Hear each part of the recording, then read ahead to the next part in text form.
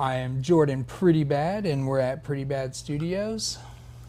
My name is Waldo Rodas, and I am also here at Prettybad Studios. So we got something pretty awesome started here. We've been here for about just over a year, about a year and a half, really, doing art and music and video projects, different things like that. And something that I've been wanting to do for a long time, and even before I had this space, is do stand-up comedy and just other comedy things as well.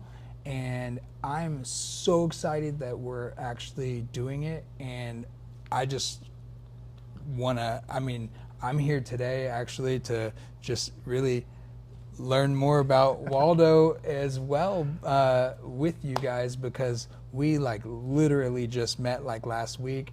I'm so excited, and I gotta say props to Waldo here, because I just reached out, said, hey, you want to do a thing? And he jumped in, you cannonballed into this thing with me, and it was awesome. I love that. I'm so excited that you're just I was like, you want to do a thing?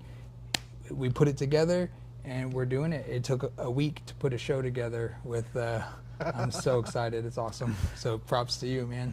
Yeah, no, thanks for proposing the opportunity. One of the reasons that it came together so fast is because the Houston comedy scene is hungry for something new. Every time there's an exciting opportunity, there's no lack of talent, want, drive from comics, because, we love stage time. We live on stage time. Yes. And so, when you reached out,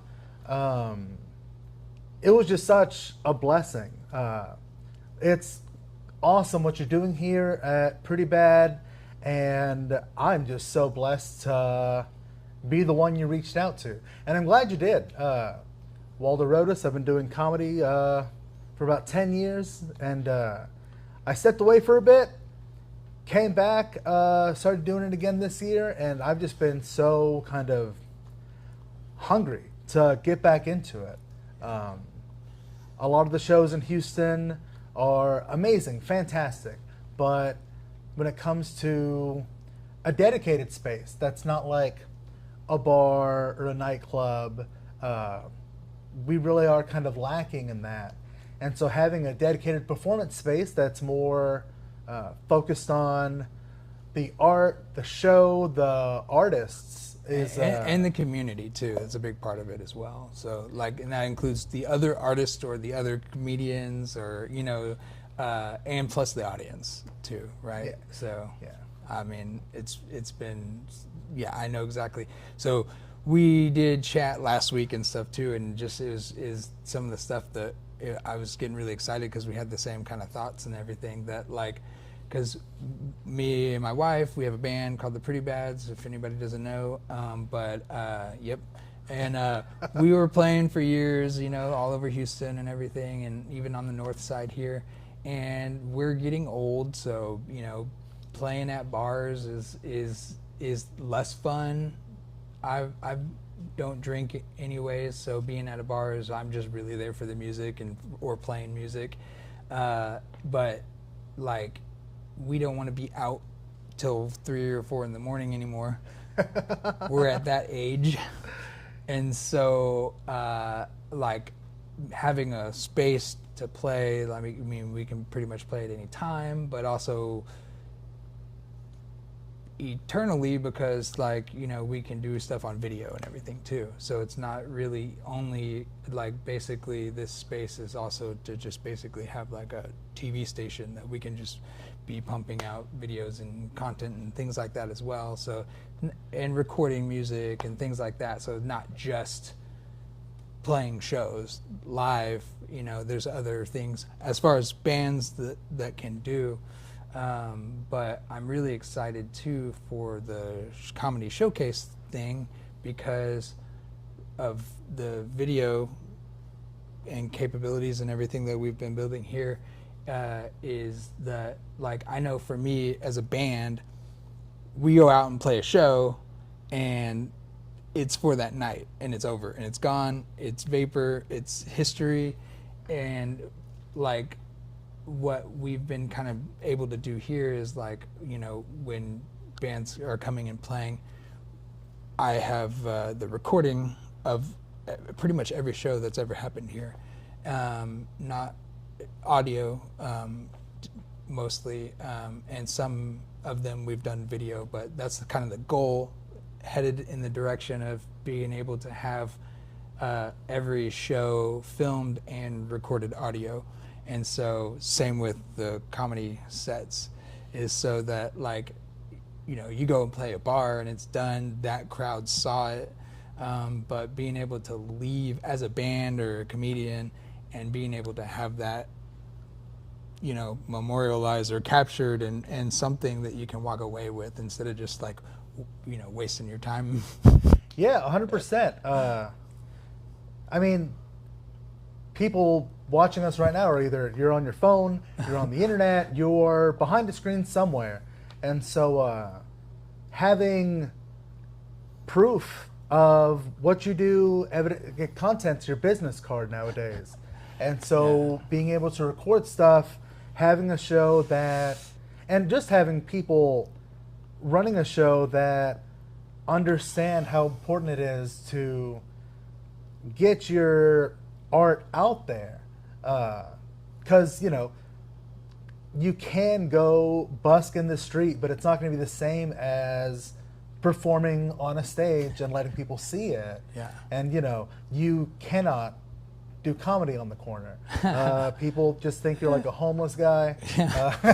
You're just ranting and raving, like that mic's not even plugged into anything. Yeah. So, no. That's all I've ever done. I've never done official stand-up or anything like that. I've only done ranting on the corners.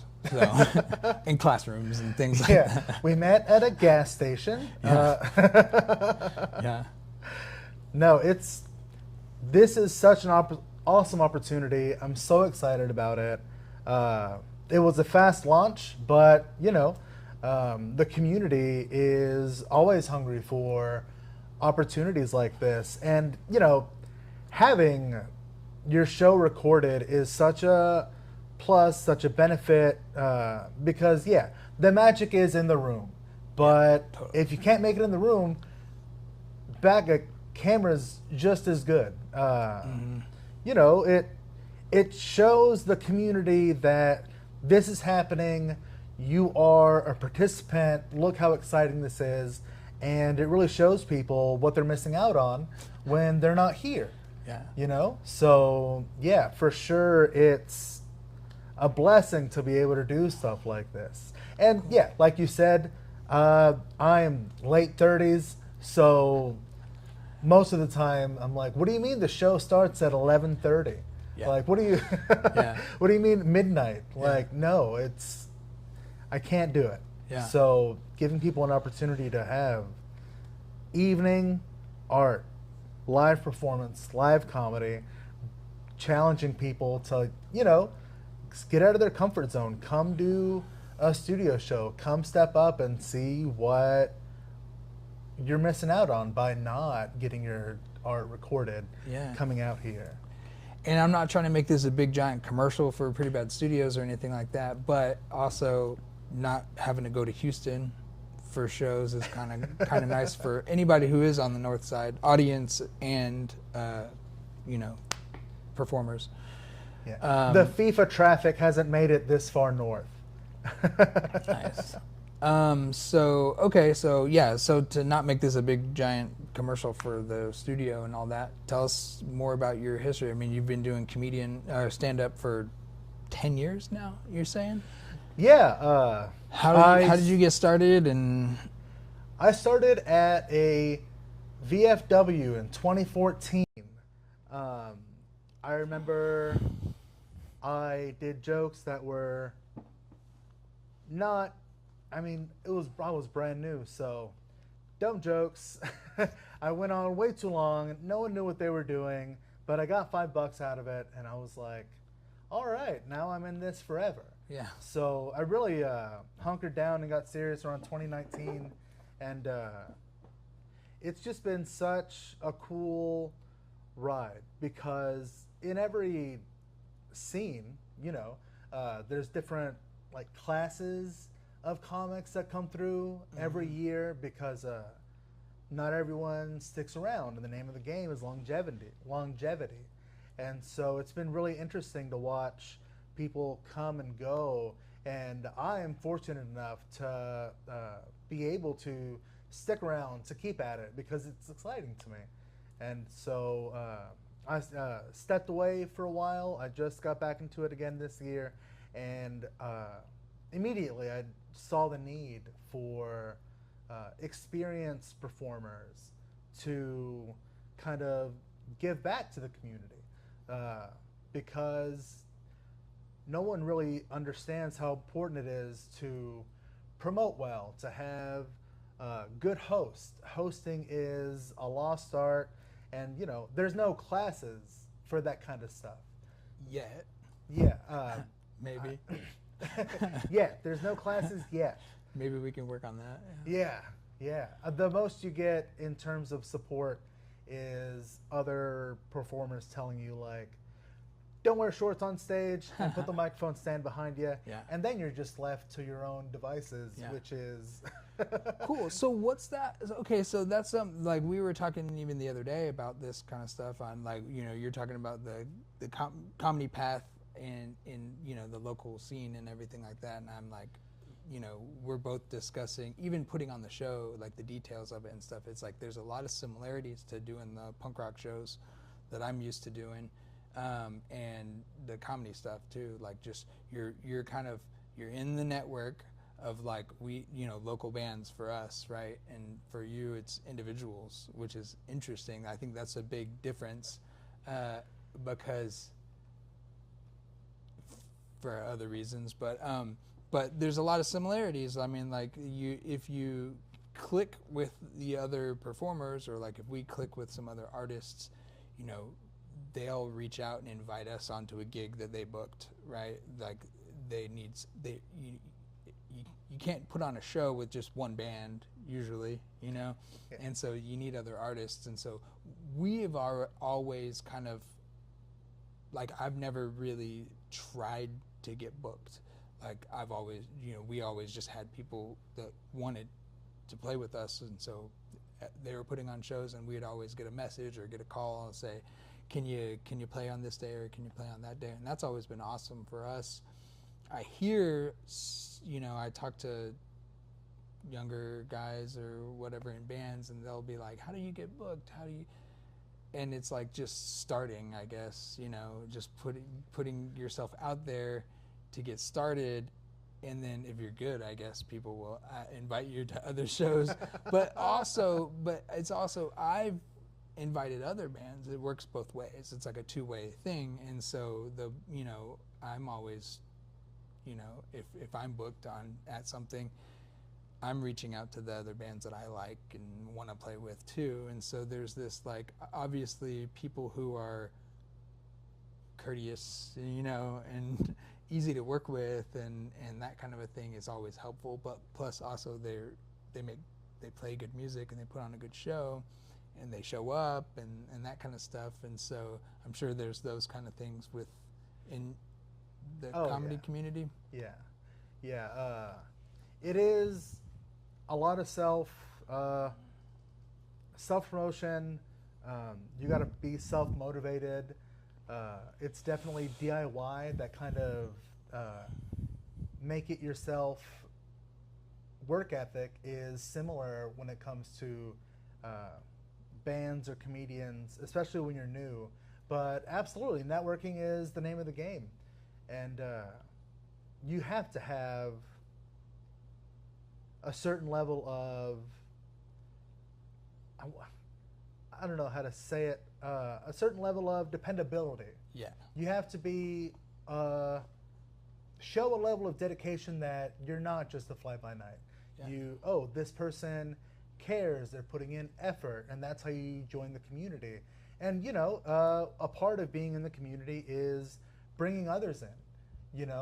They might be on the fringe, or they might be new and they need support or whatever. And that is one thing in the arts especially in like the greater Houston area, that we're really good at is if someone needs help, come on, we'll help you out, we'll show you. And of course, if they're unreliable, if Yeah. if they're flaky, if they don't write, it could just be ignorance. And Yeah. so it's, a good community kind of You show teaches them each the ropes other. a little bit Yeah. for people who are, maybe not been doing it as long or not as well. Maybe like one of the things for me that I've always noticed with like we've always been amateur really, but like the more amateur bands or whatever. Like one of the things is like I play the drums, and so I've always done this. I grew up doing punk shows and stuff, but it's like when you're switching in between bands, it's like when your band, if you're not last, when your band's done playing, you can't stand around signing autographs and stuff. You need to get your equipment off the stage. And so some bands who are new and they've never, if it's their first or second or whatever show they've done, not everybody, it's like having something stuck in your teeth. Not everybody's not going to be like, hey, I do that. I'm like, hey, you got broccoli in your teeth, But so I'll also say, hey, guys, or I'll just help them out. Like I'll just start grabbing some drums and stuff, moving it to the side and being like, guys, let's get this equipment off. And we're not even playing next, we're like a couple bands down the way or whatever. So that's like kind of showing these guys like, hey guys, let's get your stuff off because we got to switch to the next band. That's like one thing that I've noticed is like pretty easy, like amateur move is that they don't do that kind of thing. But there's another like red flag that is usually something that's happens when bands have been around for longer, is kind of a red flag or like an annoyance to the rest of the bands, is like not staying for the other bands or not showing up. Like if somebody's like headlining or something and they don't show up until it's like time for them to play, they missed everybody, or their crowd, you know what I mean? They're all partying or something and they all just show up when everybody else is done or something. Or like a band that would play, first or in the middle somewhere and like they play and then they leave. Or just bands who just they're not there, especially if it's a small crowd, right? If it's a huge crowd, it's like doesn't matter. But when there's 6 people that are not in a band, you know what I mean? And there's 20 people that are in bands. It's like if we all stay there, there's at least a crowd to play to or something like that. And so that's like one of those things. It's like a big like kind of a thing that is rude, I guess. It's not.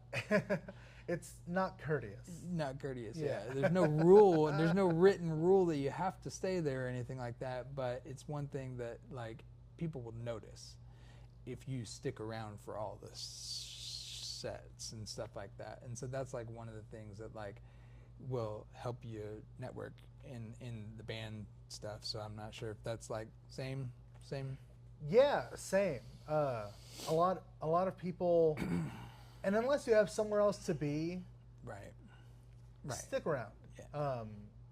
Because at least for me, I'm a comedian, yeah, but I love comedy. I love comedians. I love the scene, and so I still like to watch my friends perform. A lot of comedians are like, I can't watch comedy. I can't. It's not. But I love it. I have the funniest friends. I think they're great. I love seeing new people go up and just kind of watching, their journey. Just people that I haven't seen in a long time. I see them today. And I'm like, oh my God, you're so much better. And so it's not just, I'm going to tell jokes because I want to be heard. It's important to, and I mean, it counts as giving back. Literally, the least you could do is stick around. Yeah. Because, we are here to support each other. Rising tide, lifts all ships. And so that's another major reason that I'm so happy to be a part of this, because there's never enough stages. And especially there's not enough good stages. And so whenever I heard about Prettybad Studios and what y'all are doing here, and like there's a stage, you know how crazy it is to have a stage, curtains. I want the comedians, you know, and the performers that are here to like leave, you know, come in and be like, man, this is the best stage we've had. You know what I mean? I want them to feel it's not a restaurant. Yeah, you're not in the corner at a restaurant.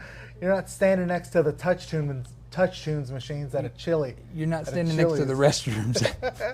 Yeah, just people walking by on the way to the bathroom. That's a rough one. And I mean, not that there's anything wrong with that. Right. You got to cut your teeth somewhere, but also once you get the hang of it and you want to do it for real, you gotta have a venue that respects its performers enough to put in the work like they're putting in the work to give the audience a great show. Right. Because at the end of the day, it's not just about us, it's about entertaining people. I mean, that's such a great feeling. And so if the venue cares and the performers care, it's gonna show to the audience. We're all having a great time. We're all comfortable. We're all happy. And you're in for a treat. Yeah, and that's what I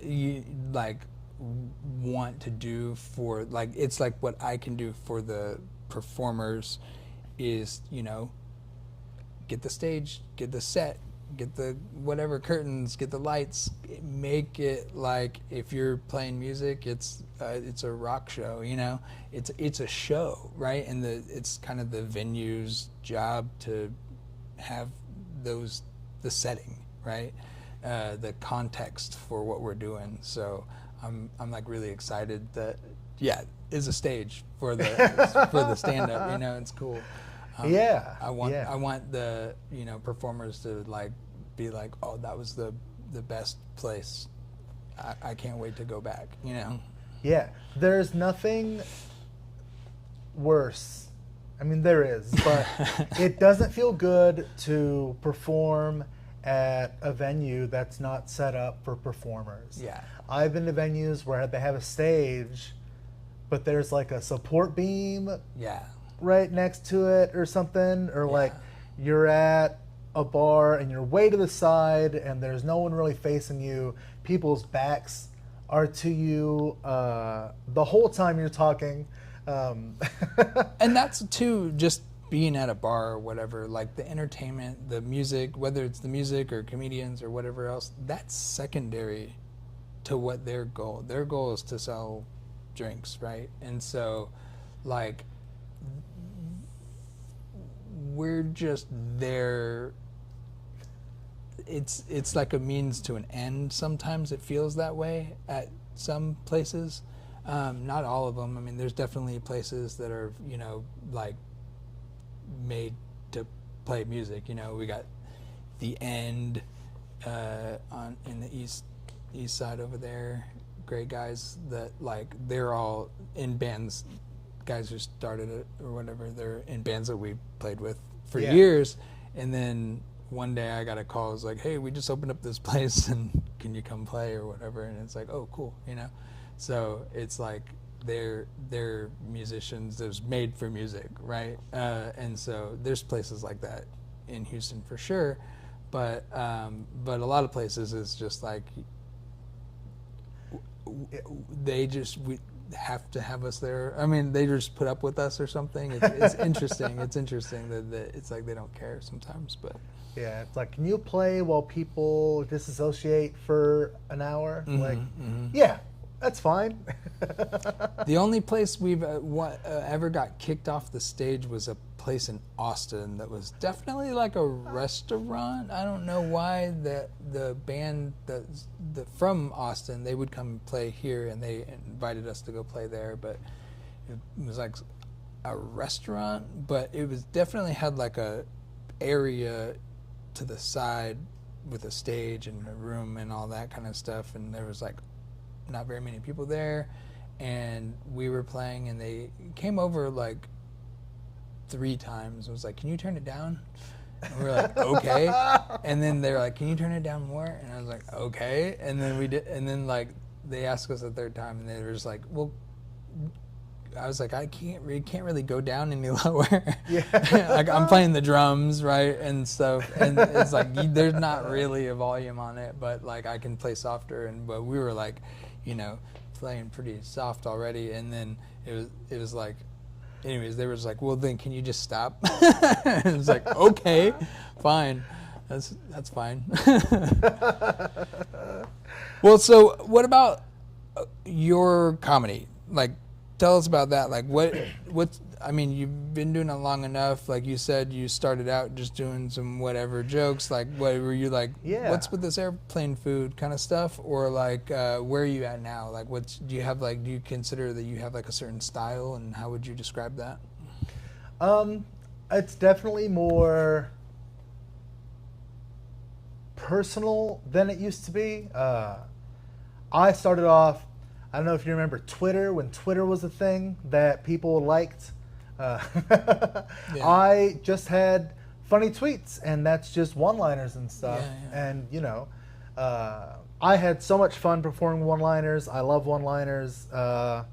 They're great. But one of my buddies told me, he's like, hey, you should tell the audience some stuff about yourself. I was like, why would I do that? But I started to. And then, the typical, kind of stereotypical jokes, because, I'm Mexican, I'm a bigger guy. Those jokes kind of overlap, and so it kind of forced me to be more personal and introspective about stuff. So a lot of my comedy is just about how I think, and how it's just weird. Like, why do I think the way I think? And it comes out as kind of like questioning a crowd, like, hey, why am I like this? And they don't give me a good answer. They just laugh. And so I'm just always searching for like, hey, why am I? And so is it like the therapy comedy? Like, that's like almost a thing nowadays? It's stuff that I say in therapy that my therapist is supposed to help me with, but I just say it out loud again, and I'm like, that's funny. Yeah. Actually, instead of healing, I'm just gonna keep it at that it's funny, and then just share it. Yeah. I feel like that's like almost a whole new genre of comedy, basically, that's like the other day in therapy. Or, I was talking to my therapist, and it's like every there's a lot, not you, but it's almost like there's enough. I hear that enough nowadays from enough comedians. Yeah, and I don't want people to think like they're going to show up and it's just going to be like unloading, because that's not fun. Yeah. That you can do outside at a gas station. People do it all the time. Yeah. But just kind of... hey, that works for a lot of people, though. Yeah. I have George Carlin. Yeah. I have nothing but time to just overthink, and after a while I realized, like, oh, we all kind of think this way. And so it's still the same topics, like dating, family, my weight journey, but it's a personal kind of version of it that's only to me. Introspective kind of stuff. Yeah. Relating to the audience, really, right? I mean, that's kind of a big thing about comedy and other art forms as well, is the audience participation mentally. There's the, it's even some part of, I'm an artist, so part of painting is that, like, the viewer finishes the painting. Yes. Yeah. By having their own interpretation of it, right? And so what the artist paints the message might not always be delivered the way they wanted it to, because the viewer inputs their own experience and history in context, and how they understand symbols and things like that into the paintings, and so they are the ones who basically finish the painting by viewing it. And so it's kind of like that with comedy and writing, and like when we write songs and things like that. I talk about this a lot, but in a lot of our songs, I'll write a song about monsters or werewolves or whatever, and those are usually about something, but they're just masked with these funny kind of themes or whatever. There's usually some meaning to it, but nobody knows that. Oh, I love your song about parental abandonment. Yeah. Like, what? I just wrote that about a werewolf. Yeah. What are you talking about? Yeah. No, and that is, I am on my sober recovery journey. And so a big part of that is self-reflection, self-awareness, accountability. And so a lot of that kind of comes out in my comedy because I realize, like, oh, a lot of people aren't self-aware, and just being real. Yeah, I'm on a recovery journey spiritually, mentally, physically. And so one of the big important parts of that is being self-aware, being brutally honest. And I found that when I'm open and honest about things like, oh, being wrong sucks, people come up to you after the show and they're like, that's so real. I've had someone, I talk about like losing weight, and people come up and they're like, I hate that joke because I'm living through that right now and I hate it. I'm like, yeah, me too. Yeah. And so, being honest is the funniest thing. Yeah. It's silly. It's nice when that thing you hate you can laugh at, right? Yeah. But yeah, that connecting with the audience and stuff like that is like a big deal for performing of any kind. Yeah. So so I basically quit drinking and when like I was like 21, I think. So it's been like 14 years. And one of the big reasons for me was that like I've allegedly done a lot of crazy things. Like I'm kind of known for that. Like even since I was really little, like I used to just do parkour before it was a thing. People are like, will still like, I'll see people, I don't even remember who they are, but they're like, oh, you're the guy that jumped off the thing. I've jumped off of lots of stuff. Let's just put it that. And this is before YouTube and stuff like that, and there was no such thing as parkour, so it was just crazy or whatever. But stuff like that, right? And or other things, ninja things, stuff like that. Yeah. And so for me, like one of the reasons I quit was just because I hated, like, if I was drinking, like the next day or whatever, people would be like, oh man, you were so drunk, you did this thing. No, that was all me. So I just didn't want the alcohol to get credit for the things that I was doing, you know? And so that was the worst, when people would be like, oh man, you did this crazy thing. I was like, yeah, no, I would have done that anyways. I probably would have done it better, you know? Yeah. So I don't have an alcohol problem. I am the problem. Alcohol has a Jordan problem. Yeah. So yeah, I never had a problem, but yeah, I just didn't want alcohol to take credit for what I was doing. So Yeah, like I'm the cool one. Yeah. Like, you're not giving Jack Daniels the credit for this. No. That was all my bad decision making. Mm-hmm. I can make bad decisions without you. Yeah. Nice. And that's one thing too about being honest is, but if you're not in that kind of recovery journey lifestyle, you see from the outside, people talk about their sobriety or recovery and stuff, and it just feels so fake. But once I got into recovery and sobriety and started, attending these groups, I realized, like, oh, you can just talk about this stuff.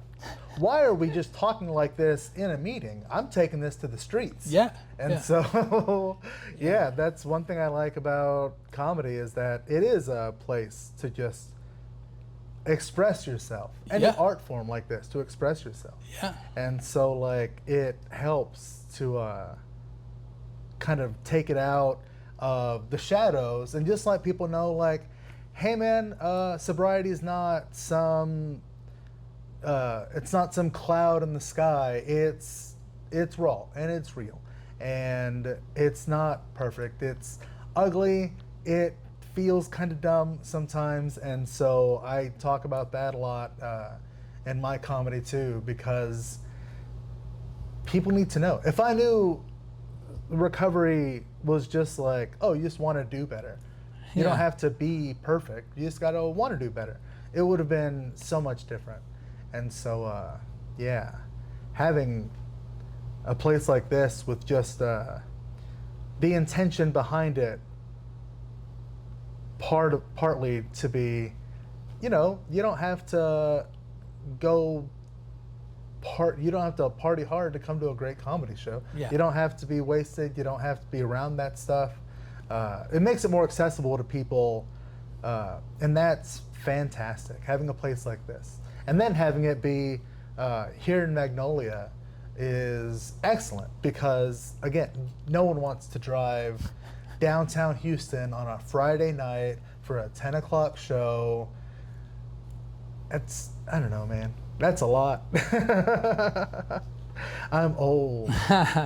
Like, Yeah. if you're young, come to the show. That's awesome. But, like, oof, if you're old, you're going to love this. Yeah. It'll be awesome. You'll be home by 9. Oof. Maybe. I don't know. No. Oh, so it's just, I'm so happy that we're coming together on this and that, you provided a space for this to happen because there's so many great, it's very promising. And there's so many great things about just this project, these shows. And so, yeah, of course, hard launch fast because the scene needs stuff like this. Yeah. Yeah, and I'm excited. I guess I can like kind of leave it on, with me and music and that kind of stuff. Lyrics have always been important, in that kind of stuff. There's a kind of punky, folky, whatever band called the Moldy Peaches. You know this? Yes. Cats? All right. Well, they have a song that there's one of the lines that has been very inspiring for me over the years is one of the lines in one of the songs that says, "We're not the kids on the couch. We're not the kids sitting on the couch," which I've always loved. That it's like gotta be moving, gotta be having action, that kind of stuff. And so it was just awesome. Like I'm always trying to. That's like. I always say that I'm my kind of role in life, in work and things like that, is very much. If you've seen the movie Ocean's 11, Danny Ocean, he's bringing the people together, bringing the team together, and that's kind of like one of my roles. It's like I'm reaching out and being like, what do you want to do, right? And one of those things is not. I don't want to force somebody to do something that they don't want to do or they're not good at.